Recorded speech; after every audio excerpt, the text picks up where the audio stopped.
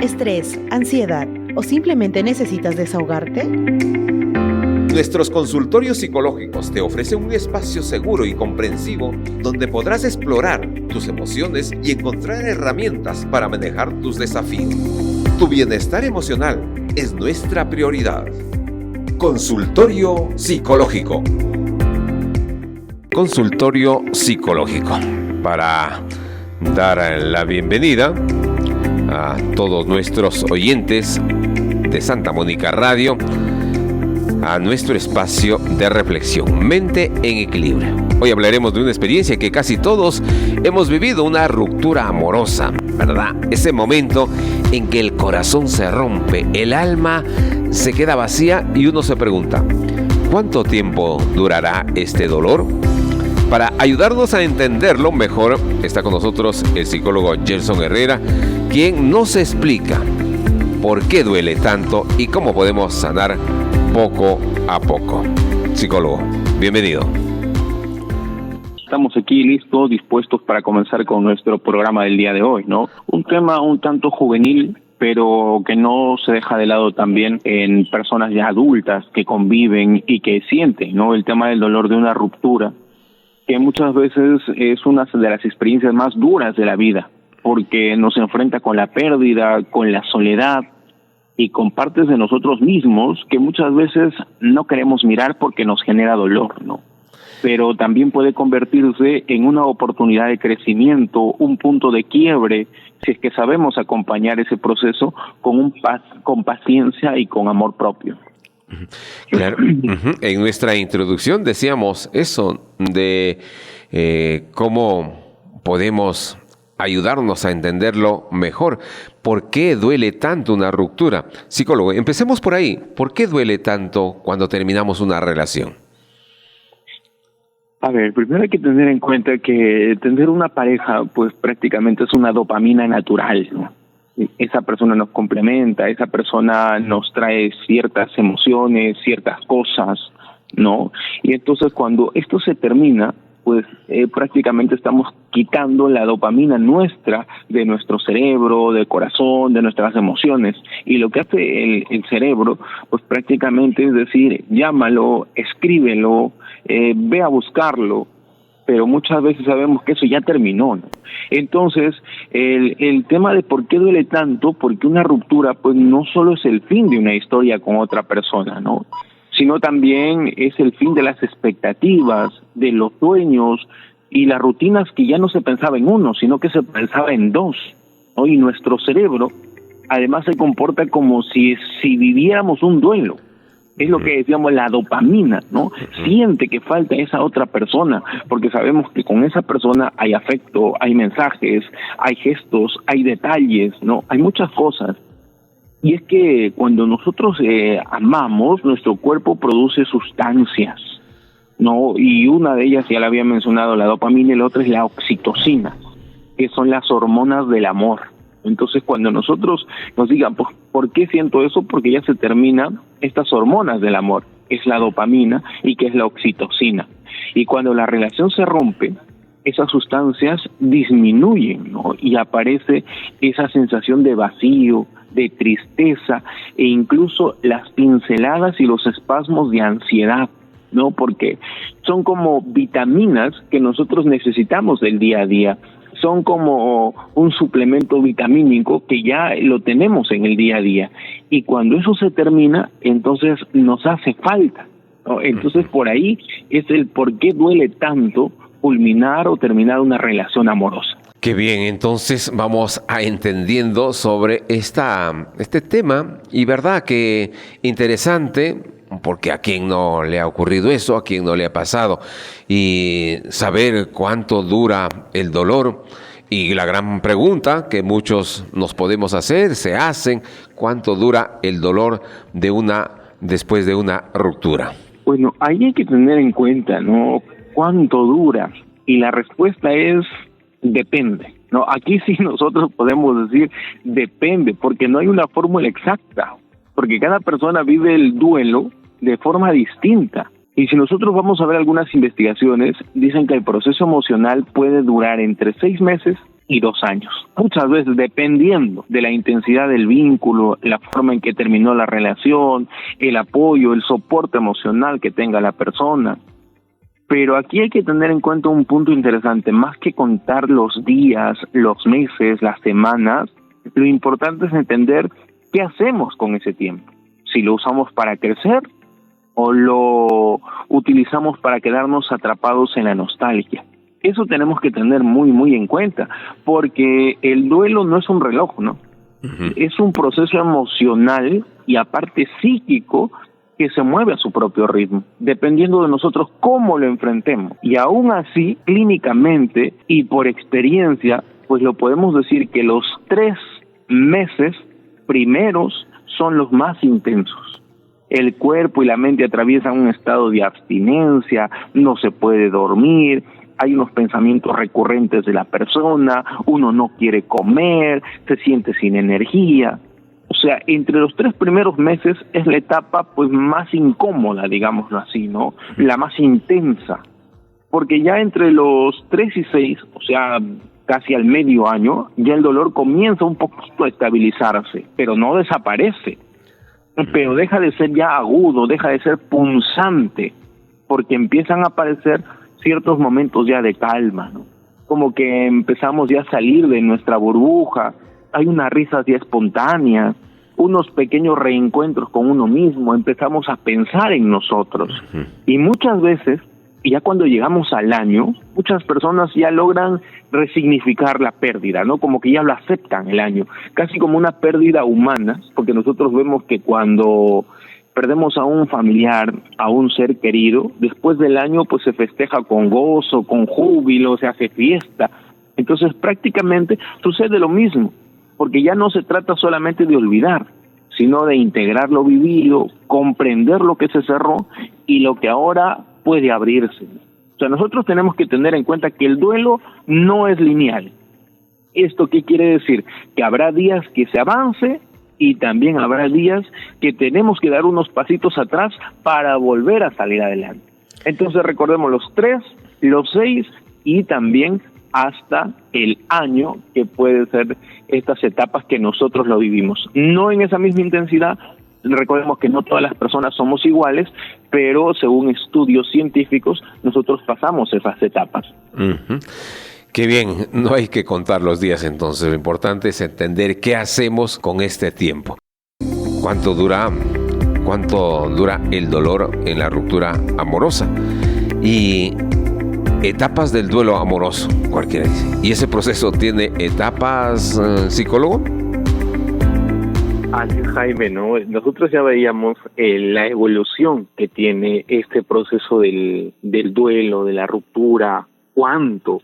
Porque nosotros hay que saber que muchas veces pues las personas dicen, ¿cuánto tiempo voy a sentirme así? ¿No? Van a consulta y dicen, ¿cuánto tiempo voy a sentirme así?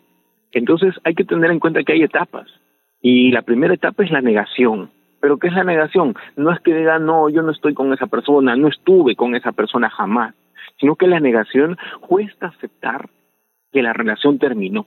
No es como que aferrarse a algo que ya terminó, pero yo digo que no ha terminado. Mi mente no lo acepta, ¿no? Uno espera, pues no, que todo vuelva a ser como antes. Uno espera de que por ahí haya una luz al final del túnel y diga, no, solamente fue un sueño o solamente fue un impasse, ¿no?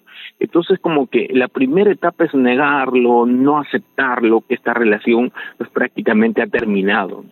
Luego aparece la ira, aparece el enojo, aparece esa frustración, ¿no? Donde a veces la culpa o el reproche se echa a uno mismo. Quizá yo lo fallé, quizás si no hubiera hecho ese viaje, quizás si no hubiera hecho lo siguiente, quizás si es que me comportara mejor, y empiezan a renegar, ¿no?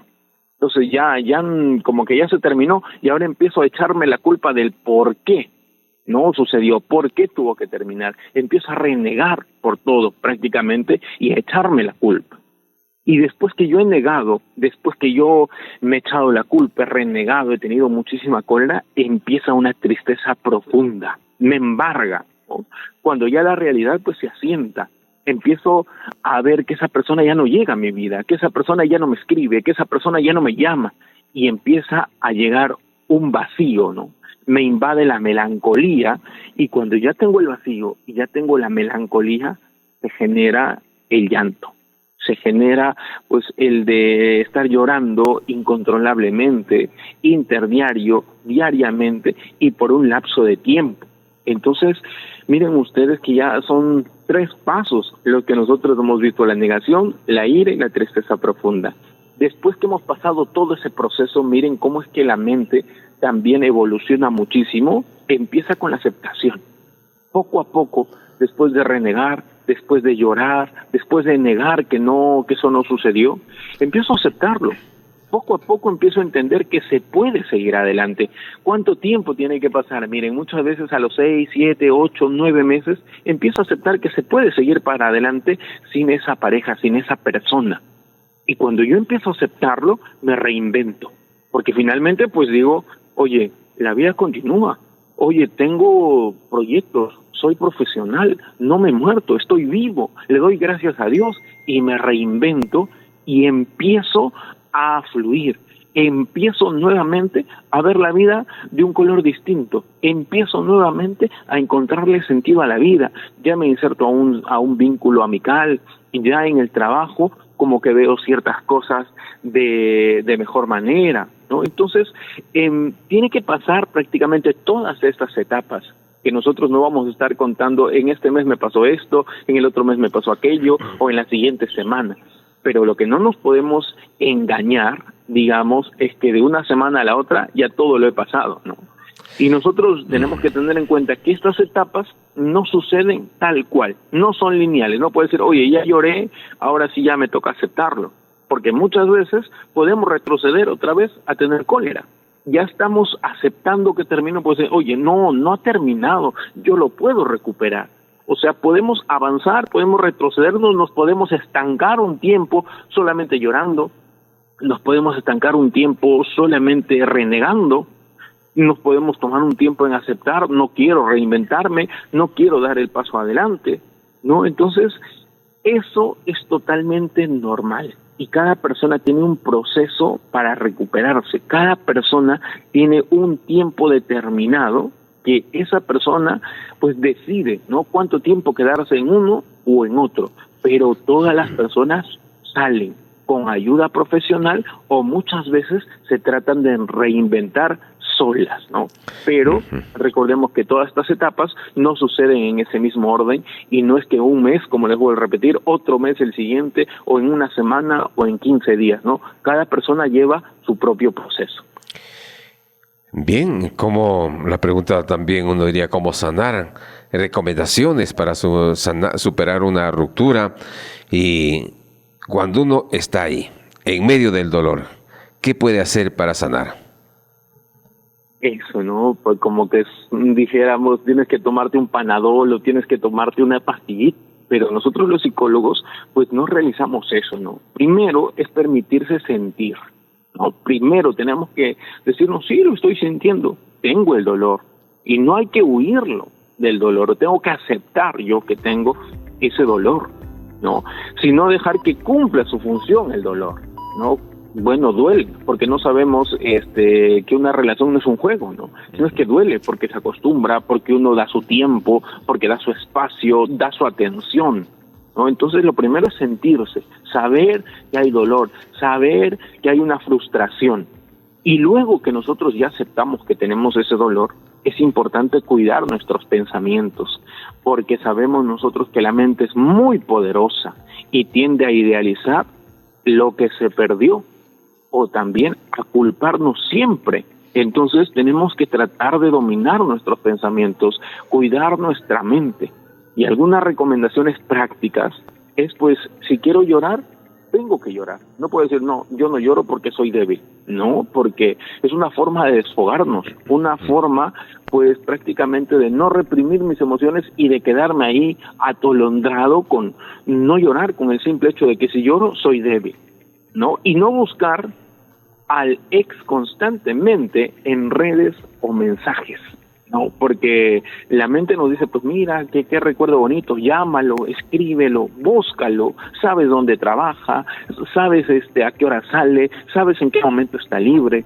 A eso nosotros llamamos contacto cero, ¿no? Hay que tratar de realizar el contacto cero. Y algo muy importantísimo también es rodearse de amigos y familia que nos escuchen pero que no nos juzguen, ¿no? Eso, miren, que es un poquito difícil, ¿no? Porque la mayoría dice, yo te dije, ¿por qué te metías con esa persona? Yo te dije que esta persona era así. Entonces, rodearse de esos amigos que nos escuchen, que sean pacientes con nosotros y que no nos juzguen, ¿no? Y muchas veces cuando hay una ruptura, tratamos de no hacer nada, tratamos de no comer, tratamos de hacernos daños a nosotros mismos. Entonces, gradualmente tenemos que retomar nuestras actividades personales, nuestros proyectos propios, ya no pensar en pareja, sino pensar solos, porque cada uno de nosotros tenemos proyectos que hemos pensado a corto, a mediano y también a largo plazo. Uh-huh. Y si el dolor se vuelve muy intenso o prolongado, que ya nosotros sentimos que no podemos salir, ahí estamos nosotros los profesionales de la salud mental. El amor propio también se entrena, es como ir al gimnasio también. Sanar no es olvidar, no, eso hay que tener en cuenta. Sanar no es olvidar, sino reconciliarse con la historia y seguir viviendo. Bien, vamos al final ya con una reflexión. Entonces, el dolor no tiene fecha exacta, pero sí tiene sentido, ¿no? Exactamente, Jaime, ¿no? El dolor de una ruptura es como una herida. Duele, sangra, pero con cuidado y con el tiempo cicatriza. No se olvida, cicatriza. Es como una herida ya abierta que nosotros vemos que sana, pero tenemos esa cicatriz, pero ya no duele. A eso tenemos que llegar nosotros. Y muchas veces creemos que sanar significa no sentir, pero en realidad sanar es sentir, pero sin destruirnos, respetando nuestros propios procesos. Y el tiempo, muchas veces escuchamos, lo cura todo, ¿no? Y no es así. El tiempo no lo cura todo. Lo cura lo que hacemos con el tiempo. Exacto. Si es que nosotros decimos, pues, pasó un año, pasaron 2 años y yo sigo en lo mismo. Muchas veces cuenta lo que nosotros realizamos en todo ese tiempo para curar lo que me hizo mal y para ver que ese dolor, pues, cicatrice y que lo vea yo allí, pero que ya no me duela. Qué mensaje tan necesario, psicólogo Gelson Herrera. Gracias por ayudarnos a entender que el amor no solo se vive cuando llega, sino también cuando termina. Hay que tenerlo eso presente. Bien, y a ustedes, queridos oyentes, gracias por acompañarnos en Mente en Equilibrio, aquí en Santa Mónica Radio. Hasta la próxima. Gracias, psicólogo. ¿Estrés, ansiedad o simplemente necesitas desahogarte? Nuestros consultorios psicológicos te ofrecen un espacio seguro y comprensivo donde podrás explorar tus emociones y encontrar herramientas para manejar tus desafíos. Tu bienestar emocional es nuestra prioridad. Consultorio psicológico.